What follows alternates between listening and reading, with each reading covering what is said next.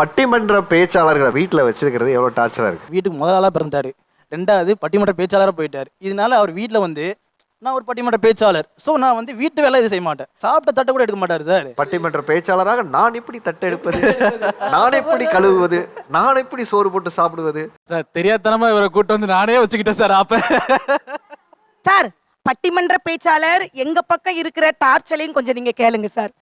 கல்யாணத்துக்கு முன்னால நான் ஒரு மேடை பேச்சாளர் சார். திருமணம் ஆணுச்சு சார்.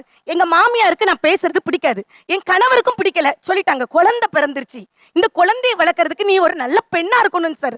10 வருஷம் என்னுடைய பட்டிமன்றத்தையே நான் விட்டுட்டேன் தெரியுமா சார். 3 பசங்க சார்.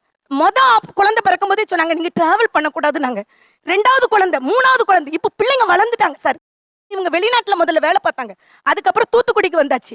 இப்போ நான் பட்டிமன்றம் பேசினா கொஞ்சம் வருமானம் பொருளாதாரம் இருக்குமே, நான் வெளியே போறேன் சார். ஆனா எங்க வீட்டுக்காரருக்கு பிடிக்கல. மேடையில கத்தி பேசுறேன் சார். வீட்டுல வாயை திறந்தா வாய முடு, வாய் பேசக்கூடாது, அமைதியா சொல்லு. அமைதியா பேச தெரியலையே சார். மைக்கு பிடிச்சே நாங்க பழகிட்டோமா. இப்ப கூட போன் வந்துச்சுன்னா, பட்டிமன்ற நிகழ்ச்சி வந்துச்சுன்னா எங்க வீட்டுக்காரர் முகம் இப்படி போயிரும் சார், சூம்பி போயிரும்.